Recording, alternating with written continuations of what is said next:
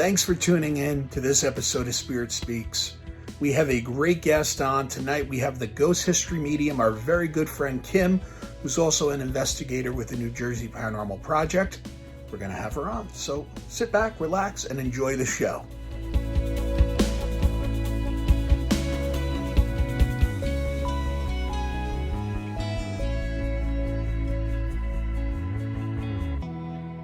Well, thanks for joining us, Kim. It really means a lot that you're sitting here with us tonight. So I guess we'll start the first question. When did you find that you had the ability to communicate with spirit? Thanks, Rich. Yeah, no, I'm so excited for this opportunity to speak on Spirit Speaks. It's going to be a great show, so I'm honored that you invited me to speak as well. Yeah, so when did I first learn that I had this ability? So I guess my first fascination with spirit, I mean, I can remember the first time that I even thought about communicating with spirit was when my grandmother died.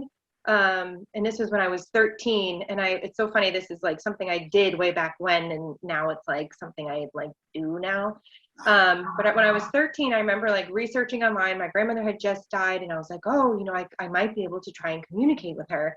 And I remember laying down on my floor in my bedroom and just being meditating and just being if you're here, give me a sign on my body or something. And my foot started tingling. And at the time I was whatever, maybe it was something, maybe it wasn't.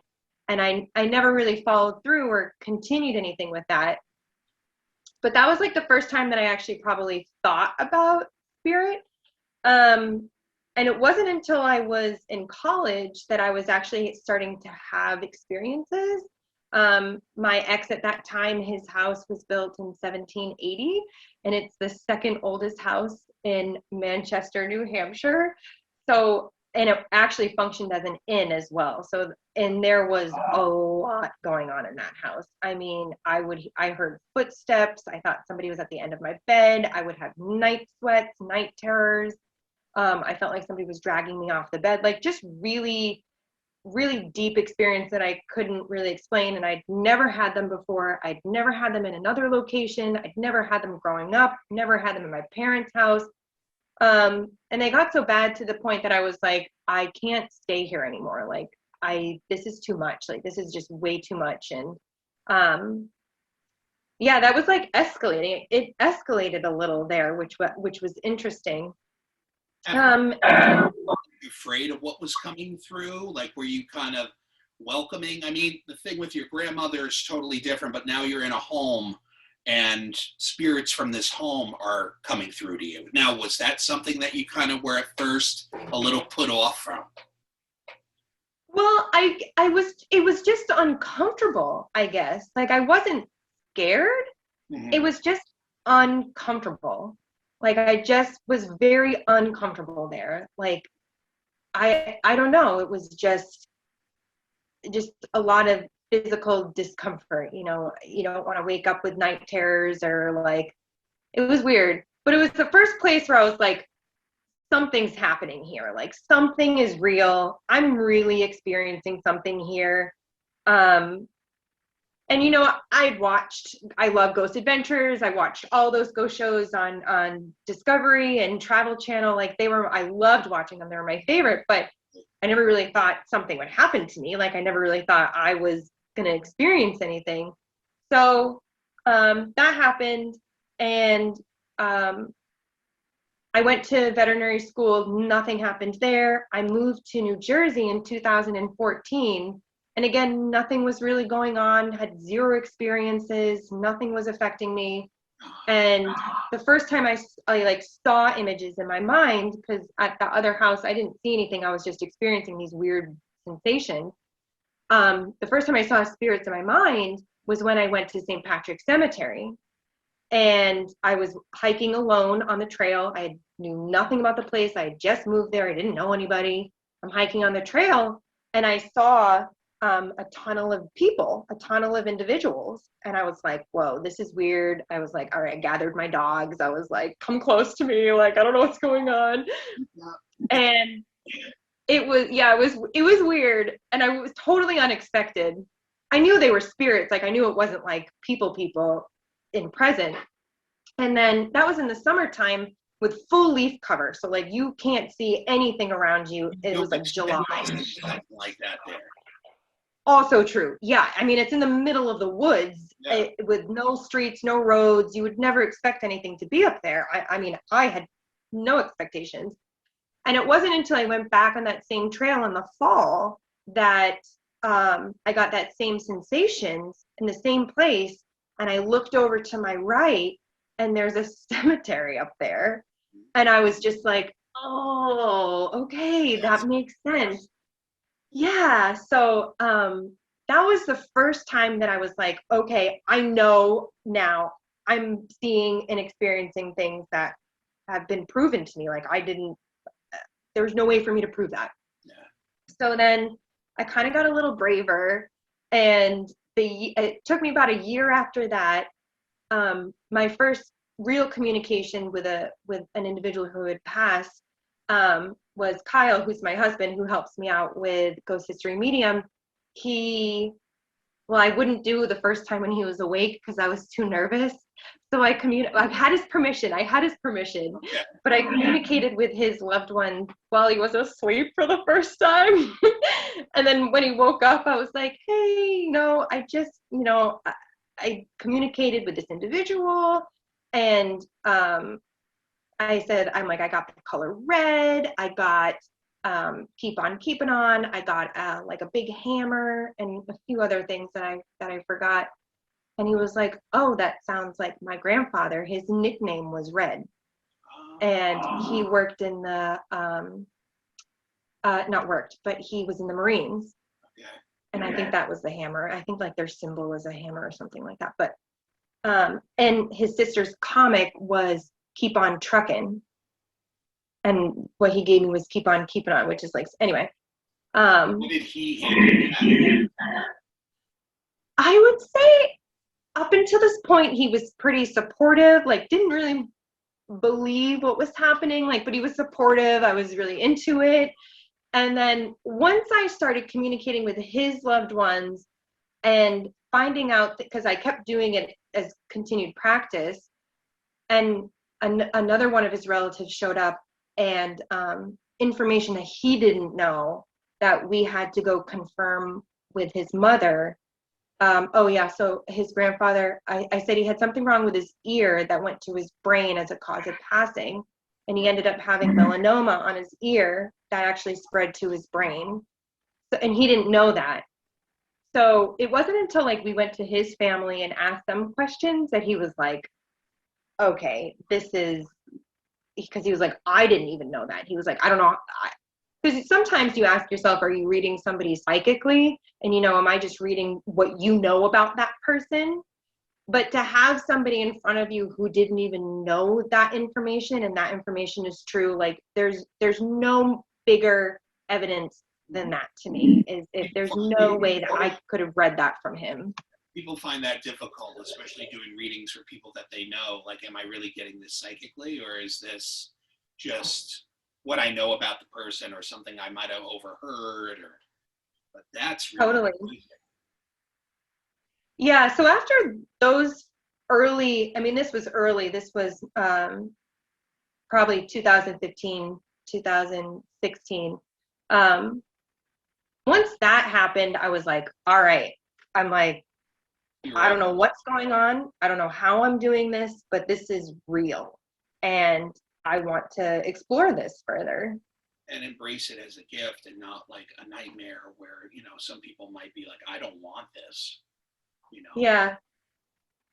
Yeah. So far I've been very fortunate. I haven't really had very scary or negative or overwhelming experiences. And I know a lot of people who enter the spirit communication or enter being involved in paranormal or spirits come there because they have had a really shocking experience. But for me, that it hasn't really been the case. It's more of just been curiosity. It's more been proving myself wrong. Like, I'm totally fine. Like, I want to prove myself wrong. Like, I'll go and find all the history books I can to prove myself wrong. And if I can't, then Well, I love that one word that you use. It's getting lost in the weeds of history. I mean, that really sums it up, Kim. I mean, Yeah. Yes, I do get very lost in the weeds of the history. It's actually really fun. It's putting the pieces together. It's like putting the puzzle pieces of, this resource with this resource. Can they cross evaluate each other?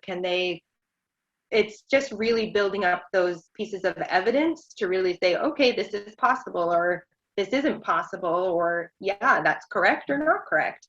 and taking like the paranormal and the history and seeing if they actually do, like you say, cross.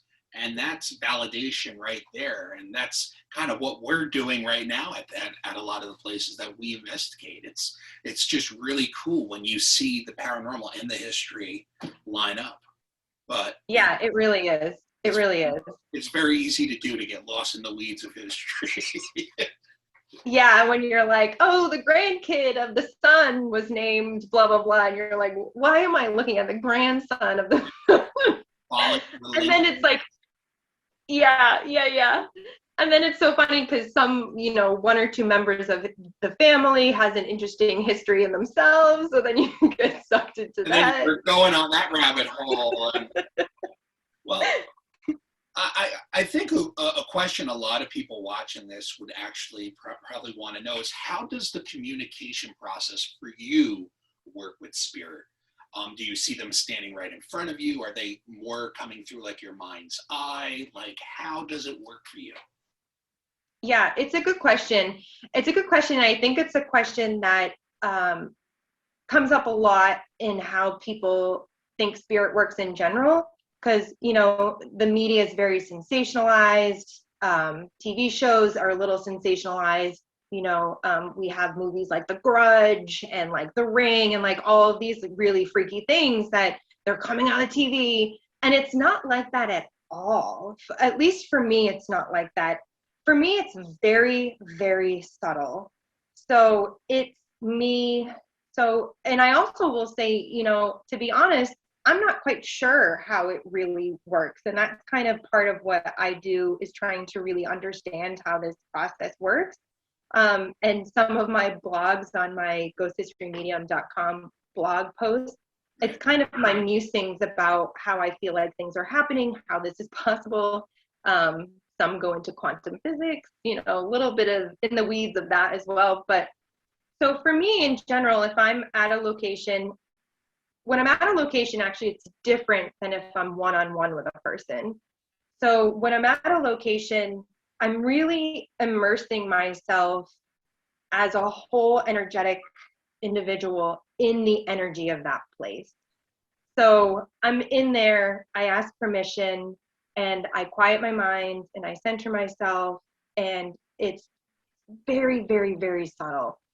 It might be sensations, tingles, early sensations of like, okay, something is here, which might draw your attention. And then it just goes into impressions. And those impressions for me are in my mind's eye. So it depends on what I'm picking up, but at a location, often it'll be the psychic energy first. So I'll see people who might have been there. So it'll be more like psychic images of events, like major events that might have happened, major groups of people. It tends to be groups of people that would show up. So like armies or funerals or things like that, like bigger events that might happen. And then as far as like individual spirits, what I'll often ask for is, can somebody who would like to speak for this location, or somebody who would like to talk about this location, come forward to speak to me? So that's another way that they'll come down and talk about a location. Or there will be more residual energy spirits at a location that will also communicate. So it's like multifaceted how information comes through. But as far as the communication side, it's often it's very general. who's here? Do you have anything to say? Anything you want known? And then once I have a communication, it'll be more specific to that, like more specific questions, like how did you pass? Any messages, or what did you look like? Things like that. But it's mostly in my mind's eye, or I'll hear it in my inner ear. Now the residual that comes through, you're seeing that just playing out in front of you like an old movie, just playing through your mind's eye. That's how you know it's not intelligent. So for me, how I have been able to piece apart if it's intelligent or not is, where does the information come from? Mm-hmm. So for me, hold on one second, if we can pause. Hold on. No problem. My dog is eating a bone. Yeah. You can't have that. I'm so sorry. I'm so sorry. I'm so sorry. Yeah. Don't worry about it. Like having kids, but not. It's kind of the same thing. No, put that toy down, but. Yeah, so for residual energy, so for me, one way that I use to know if it's residual or if it's like an intelligent is, where is the information coming from? So for me, if it's a spirit, like a healthy spirit who's fully passed on, the information will come from above and it comes to me, and it's very responsive. So it's very both ways. Like I'll ask something, I'll get a response, or they speak. The other way for residual energy, they may just show themselves to me. Like I may see them, Right. but I'm not really getting more than that from them. Like I may see them there, I may see them doing something. And it's more like a 2D kind of thing. Like it just doesn't have like the full life to it, like full, it's hard to explain, but it's just not 3D responsive. It's very, can be on a reel too. Yeah, like you're observing what's coming through more than something coming to you to answer a question, or Yeah. I guess And residual energy for me tends to be in the location. Like it'll be there in the room with me. Not to say that a spirit who's coming forward can't also be in that room, but the energy for me just comes from a different location. It's either like here or it's like here. I have to follow that question up with this question. Has anything come through at a location that kind of surprised you or caught you off guard? Like, wow, this, I didn't expect this to come through here. Oh my gosh, so many things. Oh my gosh. I would probably say the most unexpected thing was when I went to Mountainville, New Jersey, and it's just a beautiful town. Like it just, the whole beauty of it, and it's kind of like frozen in time, drew me. So I found a spot by a river, and I had no idea what to expect. I know nothing about the town, and a Native American came forward. And that was the first time I think a Native American like had officially come forward, named himself, was there. I could see him. So a few things caught me off guard. Was that he was wearing a blue robe, which I don't know, I always thought Native Americans wore like red or black, or I don't know. I didn't think that they wore blue. So that was weird at first. I was like, oh, maybe I shouldn't say it, but he got a blue robe on. And then he also told me about caves in the area. And I was like, caves? Who knows? Yeah. So in my research after that place, I'll never forget this, but I was in the Historical Society. I think it was the Hunterdon County Historical Society. I think it was the Hunterdon County. Might have been, yeah, no, I think it was Hunterdon County.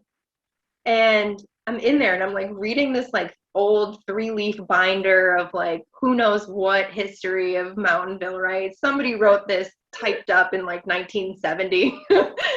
And there was a whole page about Native American caves in Mountainville. Oh, And I literally like jumped up in the middle of the historical society, and they're all like, yeah. and I was just like, wow, that is unbelievable. Like, and it's, there's a cave up there at the top of the hill where I was at. And they found historical Native American artifacts. They think it was used for ceremonies. And I also found information that the Lenape did wear blue robes towards the later end of their occupation in New Jersey. There's those two oil paintings during the William Penn Treaty. Right. Lapawinso, I think one is Lapawinso, and I forget the other Native American's name. And they're both depicted in their oil painting with blue robes. And I was like, huh. The paranormal and the crossing there. Yeah, I mean, it literally blew my mind. I mean, I had no idea they would wear blue, so that was super cool for me. Yeah. On that same investigation, I was hoping you were going to tell that story.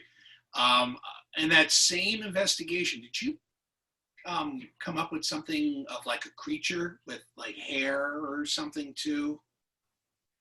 Oh, that was Bound Brook. Bound Brook. Yeah, that was Bound Brook. Yes. Would you Yes. share that story with us? Sure. Yeah, because it's interesting. So at Bound Brook, this is a location. The first time I drove through this place, I needed gas like in the middle of the night or something like that. I was driving home from work. I needed emergency gas. I just got off the highway, and I'm driving into this town, and I see soldiers on the road, soldiers up and down the road, and I was like, okay, I don't know what the story of this place is. I don't know.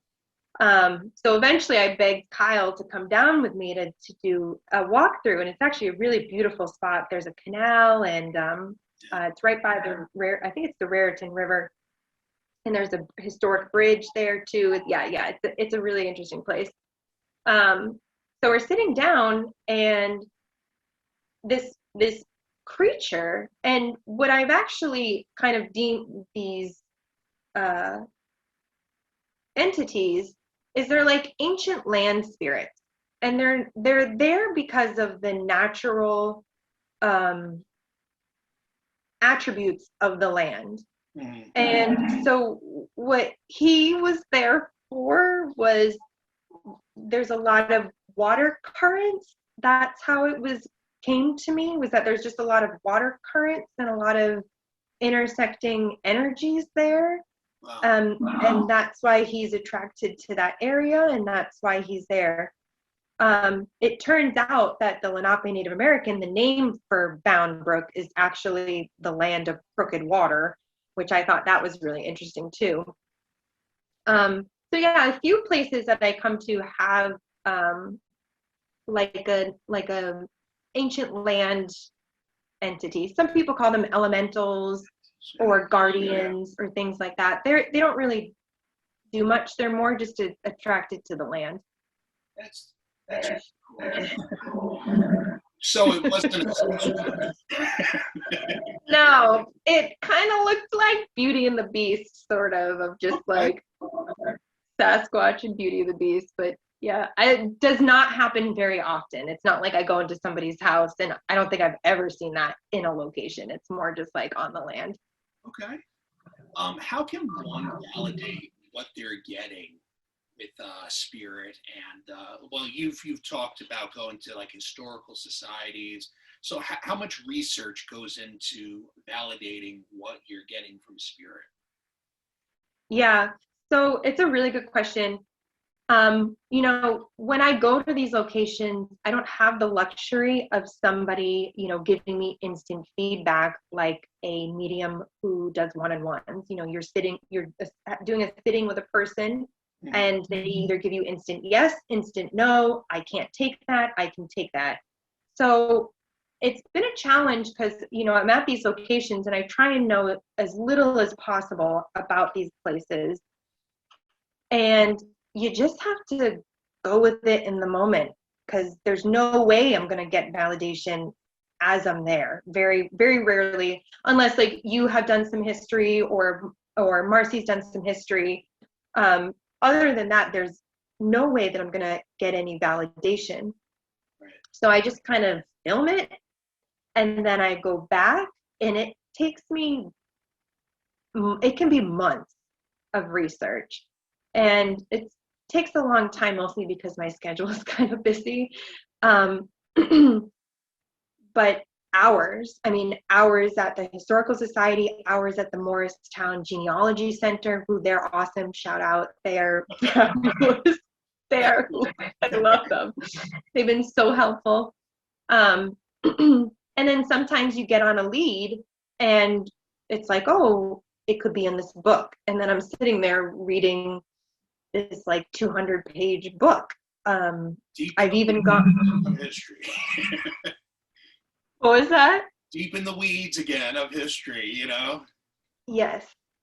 I think I even one time went through all of the Register of the Revolutionary War. It's like 3,000 pages.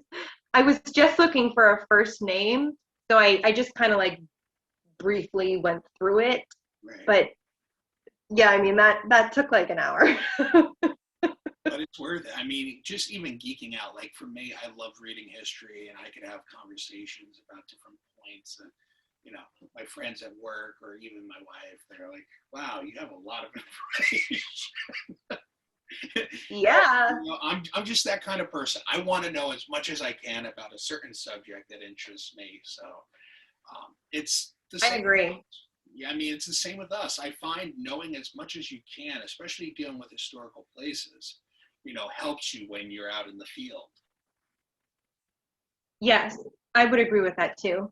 I would agree with that. And it's because sometimes the history that we latch onto isn't the whole story. And sometimes the history that gets passed down, you know, family generations of stories, right? A story starts with great-great-grandpa, it gets passed down, and by the time it gets to you, it may not be the real story as it's getting passed.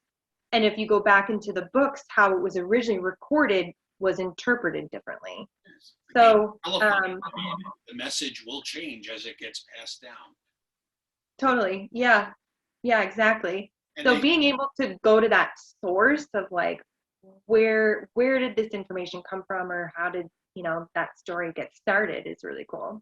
Yeah, and they say like history is only written by the winners. So I mean, even when you're talking about battles and conflicts, there's a lot of stuff that I'm sure gets turned or tainted in a certain light, you know. But you know, it's finding these gray areas that, you know, it's not just black and white. There's some more story to be found, and I love it when we go into a location and you find these missing pieces, or the mediums that we're working with find, you know, these little gaps that kind of make the story more of a full narrative about the person.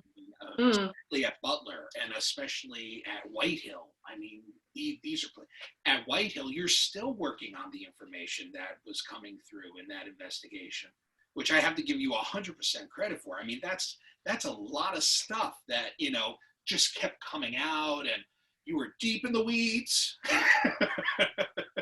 But it all worked. I mean, there's a whole story there that needs to be told. Yeah. I love that you brought that up, and something that I'm learning is, and something that I've taught also in my mediumship classes is, you know, spirit doesn't waste energy giving you information.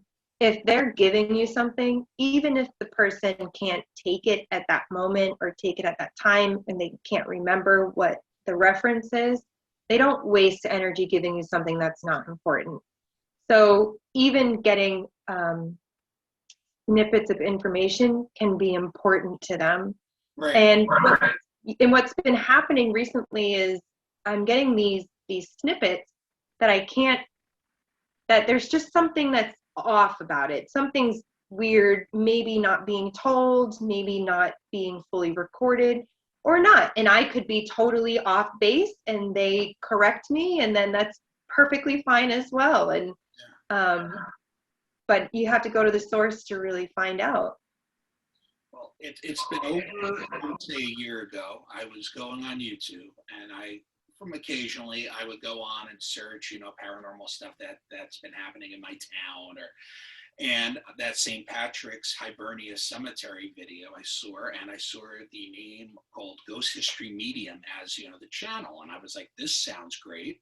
So I watched the episode, and you were doing the cemetery that's right down the road from my house, and I wanted to learn about it. I wanted to explore it, especially the paranormal aspect of it. So I remember sitting at my work computer, and I remember sending you off that email if you would want to check it out with me. And that was kind of like the starting point for the New Jersey Paranormal Project. So enough with that. I want to find out what made you start the Ghost History Medium channel on YouTube. Yeah, no, that's a great story. And I also love that place was one of my first places that I had an experience where I was like, okay, this is real. Yeah. So it's so interesting that place has brought me to doing this, has brought us together, and has continued the New Jersey Paranormal. So yeah, it is a really special place. That not only is it a cool place, but it's interesting. It's got a little bit in our own history, so I love it. What inspired me to start it? So I would say twofold. I wanted practice. So I wanted practice of being and reading locations. I can't really tell you or explain to you why I was drawn to locations. Most people who want to do mediumship are drawn to, doing one-on-one and platform, which, I do training for that, but that's not really where my heart is. My heart really wants to go to these locations, and I can't really explain why. I have no rhyme or reason why that's the case. So I just wanted practice, and I thought, well, I'm not going to remember anything I'm saying because I don't really remember it sometimes. So I'm going to need to video it. So then I wrangled my husband to be like, you just got a new camera. You want to video me? And he was like, sure. And then I thought, well, what a great opportunity for me to showcase evidence and showcase that, what I'm doing isn't just like speaking through my butt. Like I'm actually trying to be grounded in evidence. So I thought that would be a good way to showcase that, would be to do these walkthrough videos and the subsequent investigation reveals, which God bless anybody who gets through an investigation reveal. It's just like, it's a lot of information. But it validates everything that you've seen in that first video. And when you sit down for that reveal and you're watching your facts just come out, it's like, this is amazing that you picked that up with just doing a walkthrough. And you're not doing 3 or 4 days at a location, where most paranormal shows, they do have a X amount of time that they're at a location. You're just going there for a few hours in a day, and you're going home, and then you're working on those edits and all that research. So I have to give you a lot of credit with that too. That you don't have this huge amount of time to capture all this evidence. Yeah, no, yeah, it's exactly it. I just go for a few hours, and what needs to come through will come through, and it's really just resting on spirit. Sometimes when I go back a second time, other new information will come up, or a new individual will make themselves apparent. But yeah, just really resting in, well, what they needed to give me at that time was what was needed to be given, and just going back. But yeah, it's so funny, 2 hours for video, and it's 40 hours for research. But like you, it's a labor of love, because it's so fascinating to really see what I saw or my impressions come to life in a different way. And you really have to do the editing process of piecing together, this information in a certain way. And we've talked about the voiceovers. How many times do you cut a voiceover? And I could tell you probably about 25 to 30. Yeah, but your voice is so good. Your voice is great. It should be on movies. It should be narrating movies. Thank you, Kim. I'll have you talk to my boss. Maybe she could get me out of the mailroom. Yeah. I did want to ask, what kind of training, if somebody wants to see if they have any form of inability to communicate with spirit, is there training that one person can get? I mean, is there meditations? What would you recommend? Yeah, I love that.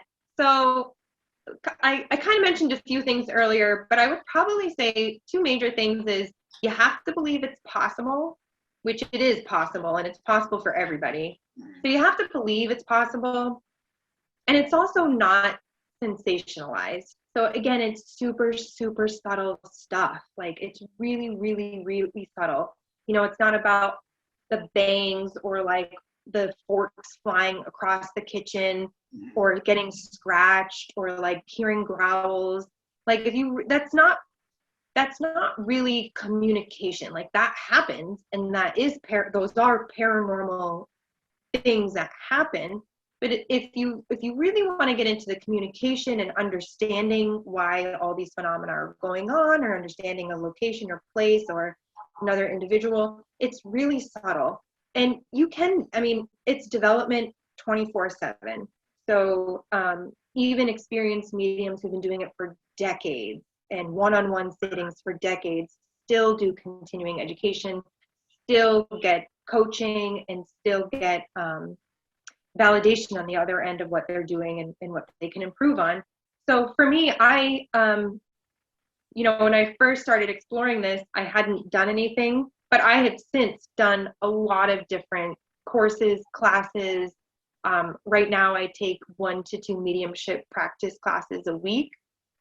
Those are one-on-ones, just like with a person and getting validation, or platform, a little more platform style, and getting feedback from the instructor. How can I do this better? How can I, you know, understand what's coming through from spirit? Because they're sending you stuff, and, you know, it's like learning a new language, and it takes a while to really understand the nuances of it, you know, the subtleties of communicating. You know, a person who just learns English isn't going to know like the subtle differences of greeting a friend or greeting a grandparent. So yeah, it's continual education, calming yourself, calming your mind, really grounding yourself, and being in your body and being who you are, ready to unfold to hearing and getting information from spirit. It's a slow process usually. One of the mediums, like John, we, you know, talked about him and how we love his work. Yeah. You know, I love this mediumship toolbox that he talks about, and it's having, you know, your mediumship toolbox constantly expanding because spirit communicates with symbols, signs, and, you know, I had an encounter with a woman that I work with, and, you know, I saw cards, and I wrote cards down on, you know, a piece of paper, and when I showed it to her, she goes, "Oh my God, you know, I have a tattoo of my mom's signature from the greeting cards that she used to sign me for Christmas." So I've been going through all of the cards to find like the perfect signature of mom. And she got the tattoo on her. So, but when I saw her come through, I thought playing cards, but I wrote cards on the piece of paper. So that's kind of like that whole thing with symbolism. Like I interpret it that way, but she got the message, and mom was able to come through, which was just great to pass on that, you know, little message to her that mom is still there, and she you know, she knows that you got that tattoo. So yeah, that's awesome. That's beautiful. Yeah, it's saying enough and letting them there's many different ways, but yeah, it's really getting that kind of experience of the nuances of how to get that information across. Yeah, absolutely. Well, I wanted to also ask, how can people follow you, to get in contact with you? You have the website, Ghost History Medium, and you also have the YouTube channel. If you can just give a plug for that. Yeah, no, that's exactly it. So my website is ghosthistorymedium.com. Well, www.ghosthistorymedium.com. I'll put it right. Yeah. And what else I have? Oh yeah, my YouTube, which is also Ghost History Medium. And so the YouTube channel has the videos, the investigation reveals, and the walkthroughs. It also has some how-tos of like how I experience some things, which may be very different from other people, but it's just kind of short how-tos. And the website's more blogs where I kind of just like, it's my like musings about what I'm experiencing and different locations. That's, great to read, and it gives people an insight to you and to learn about yourself. And you're putting yourself out there, and that's the same thing with all of us with New Jersey Paranormal Project. Is we feel so confident in this video and this evidence that we're putting out there that we want to share it with people. And those experiences that you have with Ghost History Medium, I mean, first off, I want to give Kyle credit. It's beautifully shot, edited perfectly. I mean, I'm envious of your videos. It's just beautiful, and the message that you come across with, and when those lines of the paranormal and history cross, it's just awe-inspiring to actually see that fact kind of line up with the paranormal. Yeah, no, thanks, Rich. Yeah, Kyle does do a great job. He has that artistic. You've got a production company there. Oh, so much time. Maybe. And plus he's an artist. I mean, he's a jack of all trades. I know, he is amazing. And God bless him too. I'm like, oh, let's go down to the river for a few hours. And he's like, okay. I'll never forget when we brought him into White Hill Mansion. He's like, I really didn't sign up for this one. But he's definitely, a trooper, and we love him at the New Jersey Paranormal Project too. And we, love all the work that you do with us. And I said it once, I'll say it again. I feel that our team is like that wheel, and we're all one of those spokes. And, that's what makes this whole thing function, is we all fill a spot. And, and we love working with you. We love working with Kyle. And thank you guys. And that will be this episode of Spirit Speaks. We're right almost at an hour, perfectly timed. So I'm going to put you on the spot, though, for our viewers out there who want to continue their education. I'm putting you on the spot. One book that our viewers should read if they want to further their information on spirit communication or mediumship. Spirit Speaks would like to thank Kim, the Ghost History Medium, for appearing on our program.